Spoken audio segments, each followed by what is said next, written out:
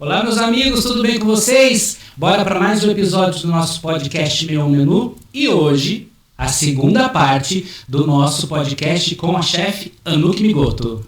Bem-vinda mais uma vez, Anuki. Uma delícia estar aqui. E agora nós vamos falar da empresária. E mais uma vez vou recorrer ao livro dela, um dos livros que nós vamos falar agora. E nós vamos falar sobre os restaurantes e sobre os livros. E quem vai apresentar não sou eu, é o André Bocato, editor, que ele diz assim: restaurante icônico da Serra da Mantiqueira, na cidade de Santo Antônio do Pinhal, este é um local que espelha o melhor conceito da gastronomia afetiva de território. E não me refiro ao fogão de lenha, mas à soma dos cuidados, das expertises e valores que fazem você se sentir feliz em ter vindo de longe para esse prazer. Logo na entrada, um mini mercado de produtos da Mantiqueira já mostra a importância que se dá ao produtor rural. Não à toa, a chefe Anuki faz parte do famoso movimento internacional Slow Food, o pequeno produtor local em primeiro lugar. Essa é quem? A dona da Mantiqueira, dona Anuki Migoto.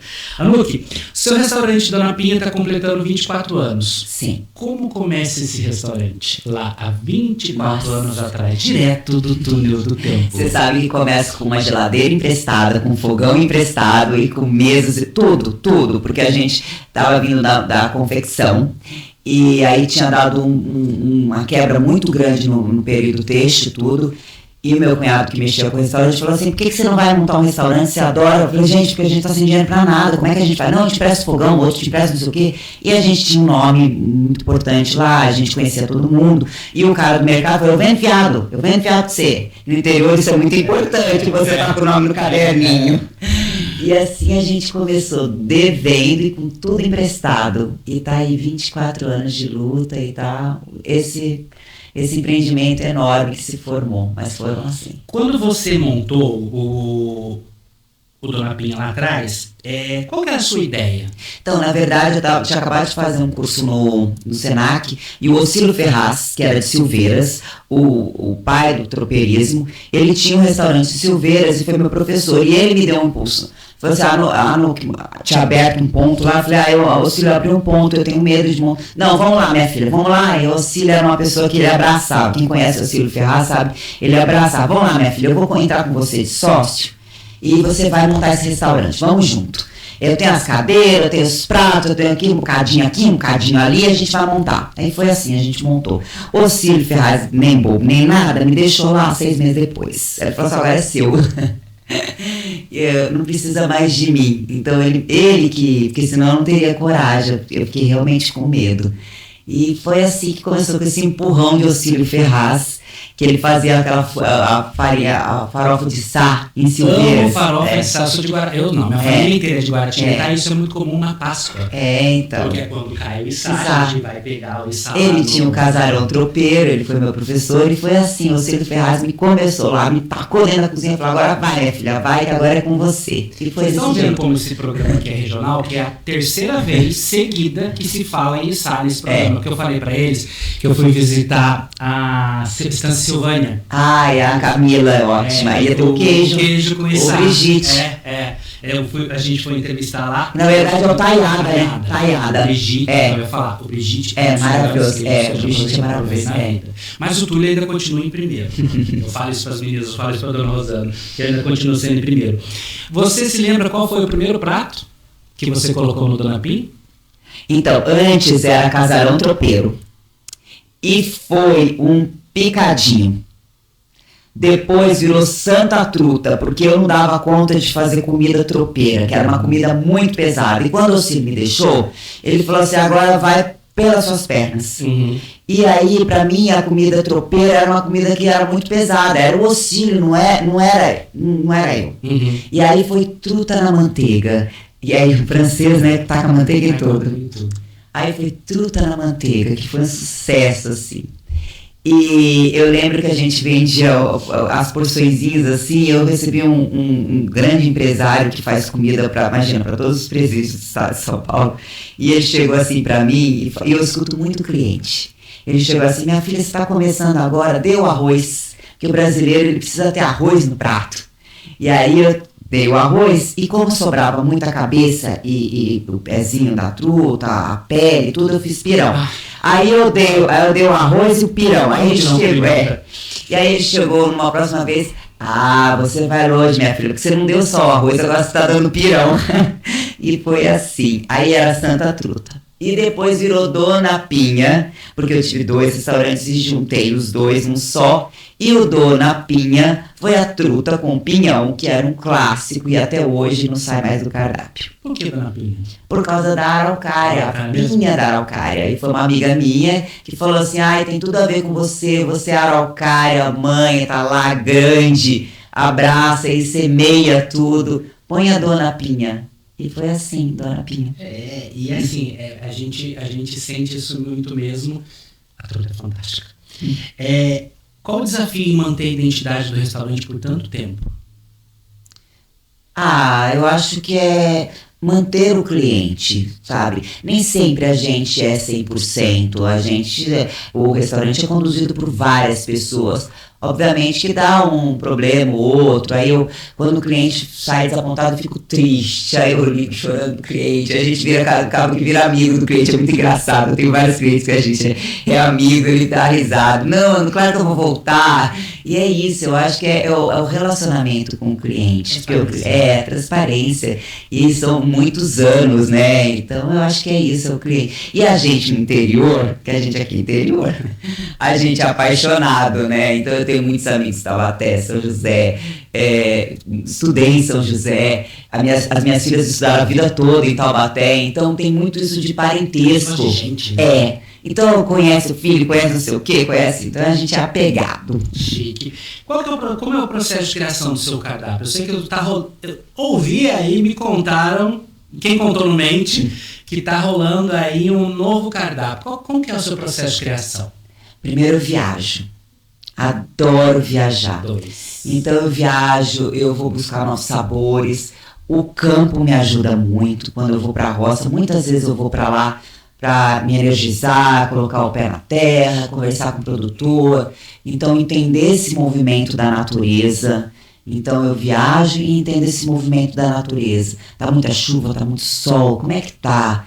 E eu vou entregando para o cliente. Ele gosta dessa entrega, porque é uma entrega assim natural, é uma entrega genuína. Então, então é viajar e entender a natureza, entender onde está indo o campo. É isso. E você, por trabalhar muito com produtores regionais, você acaba tendo um cardápio sazonal? Porque Sim. Os produtos acabam sendo sazonais. Na verdade, eu odeio rotinas.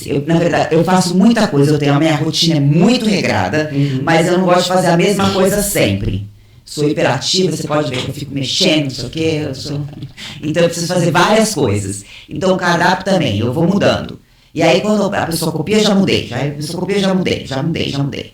No Dona Pinha, eu mudo o cardápio 5 a 6 vezes por ano com os festivais. Então eu tenho o festival da alcachofra, do cogumelo, da truta, do pinhão, das frutas vermelhas, da quaresma. Que isso é muito importante no Vale, o Festival da Quaresma, é uma coisa que as pessoas respeitam mesmo.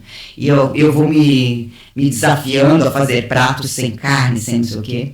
Então a gente tem esses 6 festivais. E na Casa Bambuí são as estações do ano. Então é a primavera, o verão, o outono. Então são 4 cardápios. Mas mesmo assim eu coloco no cardápio legumes. Eu não escrevo legumes, é o legumes que a gente tem, é o fresco. E os restaurantes não tem freezer, só tem uma câmara fria, porque eu quero isso, eu quero o estoque girando, o produtor está lá toda semana entregando, então eu quero isso, eu quero coisa fresca, então toda semana eles estão entregando, toda semana eu estou produzindo, e a gente não tem que guardar nada, é o que traz, é o que tem para hoje. Chique. Qual o carro-chefe do Dona Pinha? Truta, em primeiro lugar. Pinhão, que as pessoas, mantenho um prato com pinhão, porque eu tenho muito estrangeiro que vem por causa da Embraer, que eles acham que o pinhão nosso é o pinole. Então é engraçado, quando vem estrangeiro, eu abro todos os dias, porta fechada não entra cliente, eu abro todos os dias. Então eles sabem que eu vou estar aberto, então eles levam lá para as pessoas entenderem o que é um pinhão, o que é um peixinho da horta que eu sirvo, o que é a truta nossa. Então tem sempre isso. Então truta em primeiro lugar, pinhão e os festivais, né? Os cogumelos, a alcachofra, isso é uma loucura. A alcachofra já tem gente, em junho já me pergunta, quando é que lança, quando é que tem a data? Gente, o restaurante inteiro é bom, tá? Já começa pela entrada, que é a apresentação, aquele pão. Ai, pãozinho, couvert. Gente, é uma coisa linda. Que vem assim, é muito bonito. Aconselho vocês a visitarem e pesquisarem. Aí, como se não bastasse tudo isso, em 2023 ela recebe um convite em uma parceria com o Grupo Toriba, que é um grupo muito famoso de Campos do Jordão, a criar Casa Bambuí. Essa eu ainda não tive o prazer de ir pessoalmente, conheço somente pelas redes sociais, mas assim, encanta. Ai, é lindo. Como entra o Casa Bambuí na sua vida após esse convite? Na verdade é do lado da minha casa. E a gente estava caminhando na pandemia, e o Arif, que é o dono do Toriba, dono daquele empreendimento todo, e o mundo acabando. E o Arif falava assim, mas a gente vai montar um restaurante. Gente, o mundo tá acabando, Arif. E ele é muito empreendedor. Não, a gente vai montar, vai acabar nada, você vai montar e você vai falar comigo no restaurante. E foi desse jeito. Na hora que eu vi, eu já estava lá dentro. Foi muito engraçado. Quando tinha obra, eu cheguei lá, a boqueta, assim, onde saem os pratos da cozinha, era um negocinho fechado. Eu falei, literalmente, a área você quer me prender dentro da cozinha. Abra isso, abra essa cozinha. Eu quero uma cozinha aberta, que todos entrem pela cozinha. Igual casa de mãe, igual casa de vó, que você entra pela cozinha. Então o restaurante tem essa proposta. É uma casa que você entra na recepção e você entra pela cozinha. A cozinha é aberta, é enorme, você olha a cozinha, praticamente você está dentro da cozinha. E não tem nada a ver com Dona Pinha. São duas propostas completamente diferentes. Duas coisas. Como que você consegue no cardápio do Casa Bambuí trazer um equilíbrio entre tradição e inovação? Eu acho que o cardápio, pelo que eu analisei, o cardápio é bem inovador. E até tem um ponto que depois nós vamos falar sobre a sobremesa, que eu acho fantástico. E qual a principal diferença entre Dona Pinha e Casa Bambuí? O Dona Pinha é a cozinha nossa, regional, tá? Truta, tá? Então é uma cozinha mais raiz nossa do Vale. Você tem muita carne de porco, então é nosso, é Vale. Então os festivais que eu vou modificando. O Casa Bambuí é uma cozinha de afeto também, de amor. Tem o produto regional, mas tem uma sofisticação maior. Então, eu consigo trabalhar uma sofisticação maior na Casa Bambuí, franco-italiana, que eu não tenho. No Dona Pinha é brasileira. Dona Pinha e Tia Anastácia no Casa Bambuí é Eugênio. Isso. E eu posso dar uma viajada lá, me permite isso pela estrutura que eu tenho. E são completas. É muito engraçado, o cliente meu vai lá e fala assim, mas não tem nada a ver com Dona Pinha. Não tem, meu filho, Dona Pinha é lá, aqui é Casa Bambuí. E a mesma coisa do Casa Bambuí. São dois restaurantes completamente diferentes. A única coisa igual lá é a chefe. Você falou que no Bambuí você trabalha com as estações do ano, isso, os festivais. Como que você elabora esse cardápio lá? Eu tenho uma coisa sou meio maluquinha, né? Primeiro eu vou pelas paletas de cores do parque. Então olho o parque e vejo que ele vai mudar. Olha que engraçado, que eu falei que o meu processo de criação na cozinha é a primeira louça. É a primeira coisa, eu vejo a louça e dali eu vou criando pra... Tá legal. Eu vejo o parque, o lago, o movimento, como é que vai ser as árvores, que cor que ela vai. Aí eu tenho a paleta. Aí eu vou para os meus produtores e o que eu vou ter de produtos. Então eu vou ter essa estação espinafre, vou ter laranja, Aí eu coloco a relação de produtos. E aí eu vou criando. Fantástico, gente. Eu estou encantado porque, assim, não é todo dia que a gente consegue falar com uma pessoa que tem a gastronomia no sangue. Mas, mais difícil ainda, quem tem a gastronomia na alma. E aqui de frente, olhando para o seu olho, a gente vê isso muito claro, muito forte. E quais pratos imprimem essa sua filosofia? Essa sua filosofia afetiva? Se você tivesse que dizer dos pratos hoje do Casa Bambuí, um prato que retrata isso. Então, na Casa Bambuí eu tenho uma panela que chama panela da chefe, que eu vou mudando de acordo com o que o produtor vai me trazendo. E eu sirvo na panela. E eu dou garfo, faca e uma colher. Porque muitas vezes você vai se lembrar que quando você estava sentado na cozinha da sua avó cozinhando, sua mãe, ela te dava um potinho com a colherzinha para você comer. E eu já vi, não foi um, não foi dois, não foi três, foram mais de 10 pessoas, mais de não sei quantos clientes, comendo com a colher e se emocionando, lembrando daquele momento. É isso, é comendo uma comida gostosa, uma cozinha nossa lá, mas com simplicidade, sem aquela coisa, num lugar lindo, chiquérrimo, mas tem a colher, se você quiser comer de colher na panela. Coma, se liberte. Viva essa experiência. Viva essa experiência. Eu falei para vocês da sobremesa, porque uma das sobremesas dela lá é servida dentro de uma gaiola. Explica pra gente, explica pra eles. Então, na verdade, o parque ele tem um monte de obras de arte. E quando chegou essa obra de arte, que para mim é linda, na entrada, é uma árvore de gaiolas, que são gaiolas apreendidas pela Polícia Florestal e que remetem à liberdade dos pássaros.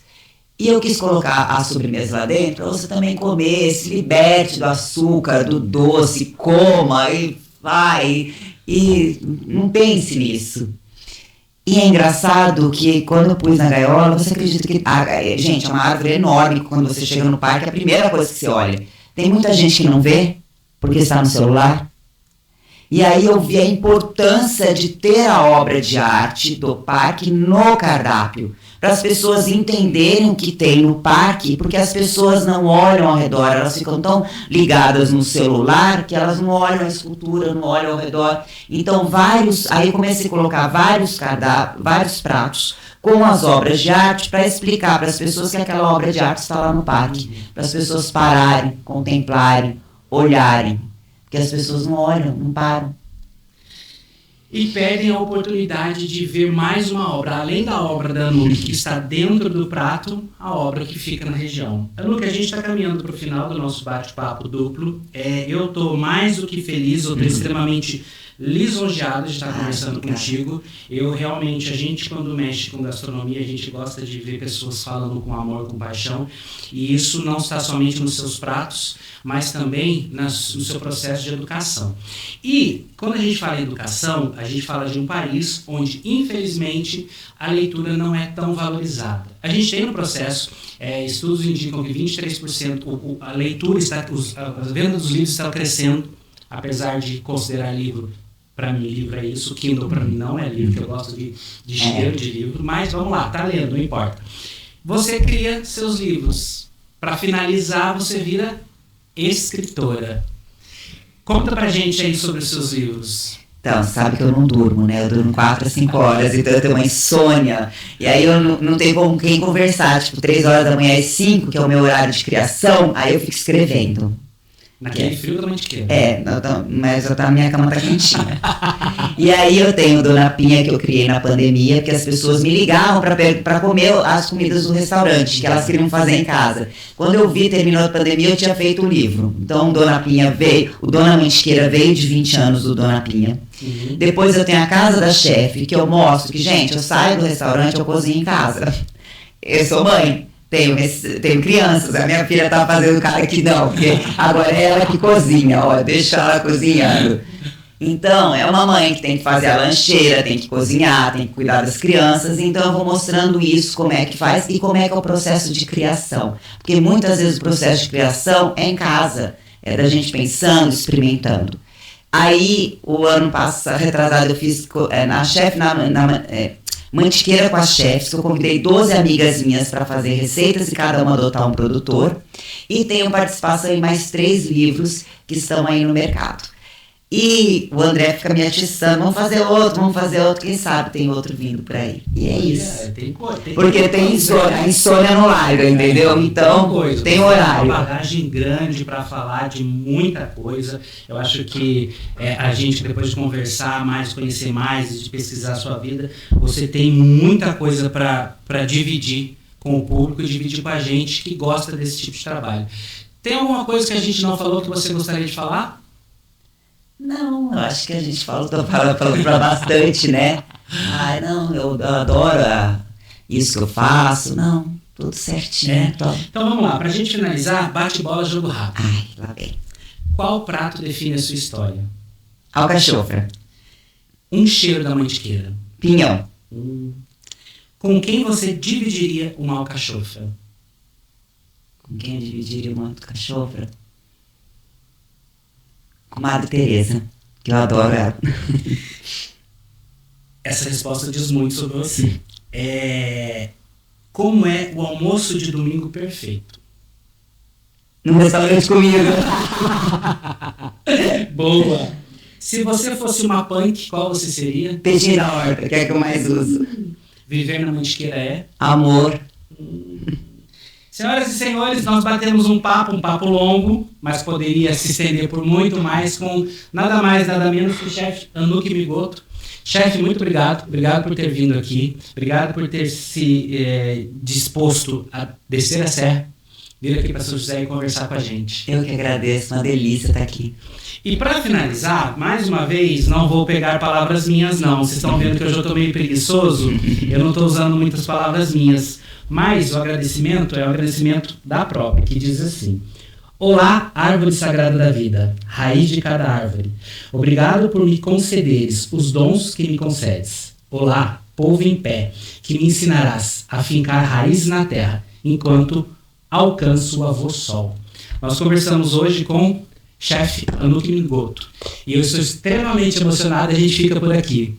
Beijo, até a próxima. Lembrando que se influenciou ou vai influenciar Serra da Mantiqueira, Litoral Norte e Fundo do Vale, você encontra aqui. Tchau, tchau.